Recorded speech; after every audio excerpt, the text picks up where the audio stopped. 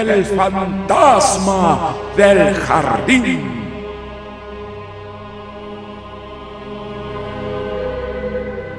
Se cuenta que en el jardín de San Marcos existe un fantasma que a la hora del alba se pasea por el lado norte.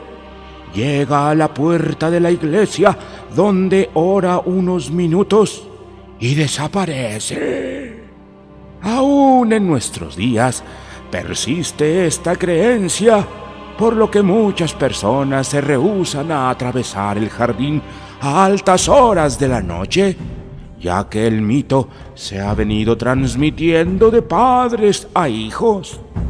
Solamente durante la feria de San Marcos es cuando se ve concurrido por las noches, porque no conocen los fuereños la conseja y porque los lugareños se sienten acompañados por los cientos de personas que disfrutan ese legendario y romántico parque.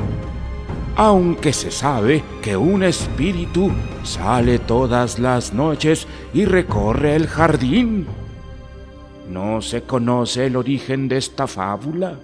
Esta tiene más de un siglo que se comenta. Según el profesor Montañés, allá por el año de 1851, llegó a la ciudad de Aguascalientes un grupo numeroso de personas procedentes de Guadalajara.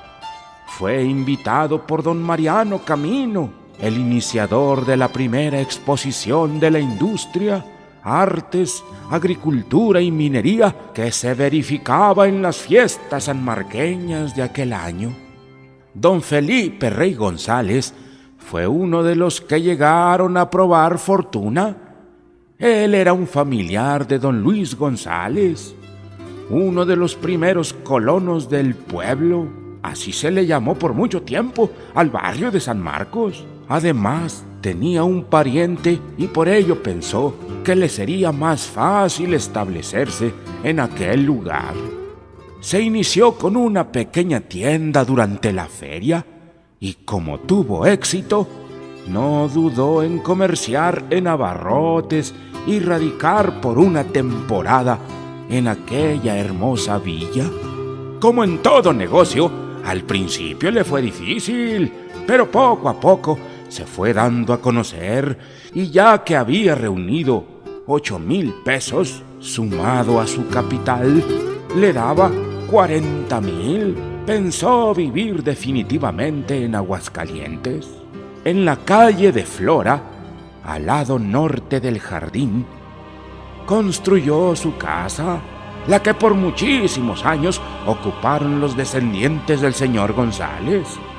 Dice la leyenda que también en el siglo pasado, como en el de ahora, había amigos de lo ajeno y que don Felipe González, temeroso de que alguien le fuera a robar su capital, que ya había aumentado, pues se dedicó a comprar alhajas y oro macizo, pensó que en su casa no estaría seguro su tesoro. Varias noches no durmió pensando en dónde guardaría su dinero. No lo comentó ni con su mujer por el miedo de que ésta tuviera alguna indiscreción con alguien y pensó que el lugar más seguro sería el jardín de San Marcos. Nadie iba a pensar que en ese lugar se enterrara un tesoro y mucho menos iba a escarbar para buscar el dinero. Al pie de un gran fresno, entre un bosque de rosales en el ángulo norte y oriente del jardín, una noche oscura, alusado únicamente por la vela de cebo que llevaba, la que se apagaba cada rato por el aire, don Felipe excavó y enterró una caja de lámina y madera. Era de buen tamaño. Allí había depositado su tesoro. El señor González, que aún tenía su negocio, con frecuencia pasaba frente a su entierro, invitaba a sus amistades a tomar el fresco en el jardín y se sentaba en la balaustrada frente a su caudal de dinero enterrado. Invitaba a sus amigos a charlas, a jugar albures, que eran apuestas fabulosas, o de perdida, a entretenerse con la matatena. Así pasó algún tiempo. Un día, un grupo de amigos de don Felipe comenzaron a jugar albures. Todo era alegría y entusiasmo. Pero según el relato, alguien hizo una trampa y comenzó el jaleo. Hubo unos insultos, gritos y de pronto salieron a relucir las pistolas y sin más se escucharon varios tiros. La gente se dispersó despavorida. A un hombre que corría por la esquina de Flora y Rivera le alcanzó un tiro que lo dejó instantáneamente muerto. Dos más fueron heridos gravemente. Don Felipe Rey González palideció ante aquel zafarrancho y no supo qué hacer. Aterrado, volteaba a ver su tesoro e inmóvil permaneció un rato en ese lugar hasta que llegó la policía y sin más se lo llevaron preso hasta que se aclarara aquel pleito en donde había un muerto y dos heridos. Durante algún tiempo, don Felipe estuvo preso. Una de sus más grandes preocupaciones era el entierro, aquel que había depositado en el jardín de San Marcos, del que nadie estaba enterado. Aquella situación lo hizo enfermarse gravemente. Tenía una gran pena moral que nadie conocía y esto lo acercaba cada día a la tumba. El señor González se encomendó a la Virgen del pueblito, le ofreció parte de su tesoro, así como una misa solemne de 3 padres, orquesta y cohetes, si salía de aquel tormento y continuaba con su vida normal, ya que él no había sido culpable del pleito entre sus amigos. Un buen día, sin más ni más, le notificaron a don Felipe Rey González que salía por falta de mérito. No lo podía creer, se pellizcaba para ver si no estaba soñando, y al estar frente a la puerta de salida del reclusorio y ver a su familia y a sus amigos, no pudo más que ponerse a llorar. Antes de llegar a su casa, pidió bajarse en el jardín de San Marcos, caminó por el lado norte hasta llegar a su rosal consentido, en donde estaba enterrado su tesoro, para después disponerse a llegar a su casa, en donde lo esperaba una fiesta que le habían organizado sus amigos. Al pasar los días de euforia, tranquilidad y alegría, don Felipe continuó en su vida cotidiana.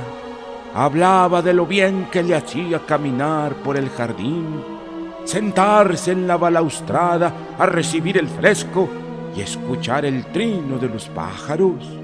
Y sus amigos llegaban a jugar albures en aquel lugar de reunión que había hecho don Felipe Rey González.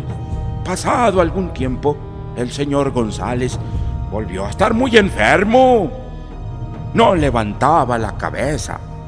Lo único que lo hacía revivir era dar una vuelta por el jardín, lo que pedía a mañana y tarde. Pero llegó el día en que el pobre hombre no podía caminar, había perdido el aliento hasta para hablar y así se le fue apagando la vida. Antes de morir, quiso hablar con su mujer, pero ya no pudo. Le señalaba el jardín, el templo, pero nadie entendió lo que era su última voluntad. El ofrecimiento que le había hecho a la Virgen del pueblito nunca lo cumplió, y con ese remordimiento se fue a la tumba.